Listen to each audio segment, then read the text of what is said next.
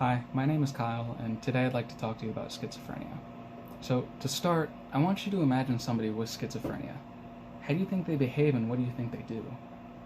Well, most people would assume that somebody with schizophrenia is your stereotypical crazy person, somebody who just speaks in gibberish and doesn't make a whole lot of sense. Now, that assumption can be correct sometimes, however, it's not the full story.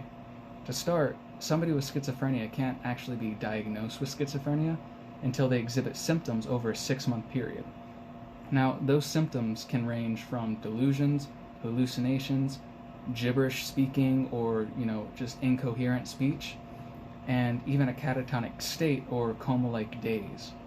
Now, to actually diagnose somebody, as I said, it has to be over a 6-month period, but they must exhibit 2 of those symptoms. If they exhibit one symptom over a 6-month period and none of the others, it can't be schizophrenia, and vice versa.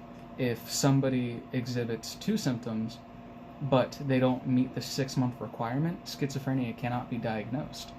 And that is by far the hardest part about diagnosing schizophrenia, is that 6-month period of symptoms.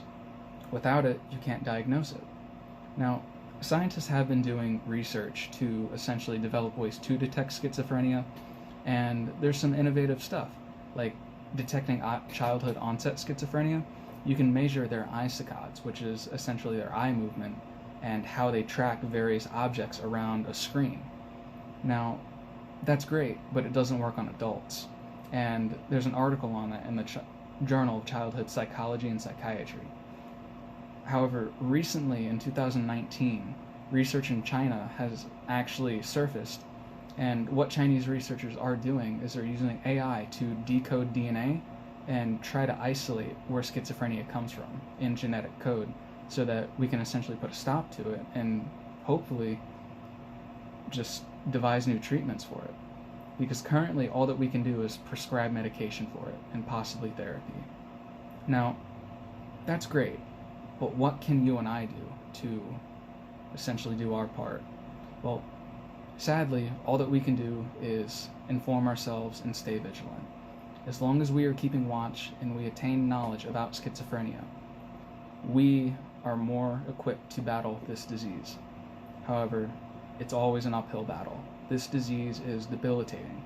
It can turn anybody into that stereotypical crazy person, and there's not much we can do to stop it. I mean, all that we can do is stay vigilant, and that's all that I ask that you do after watching this video. Please research it. Please look into it and stay vigilant. Watch yourself, watch your loved ones. That's all that we can do. Now, to further demonstrate how this disease can manifest, in early cases, it doesn't really exhibit, all too distinct symptoms. It can manifest in anybody, somebody like you and I. So, to show this, I have my pet snake Monty. He has been in my shirt this entire time, just to show that anybody can have schizophrenia and fall victim to it. Please inform yourself and watch out for yourself and your loved ones.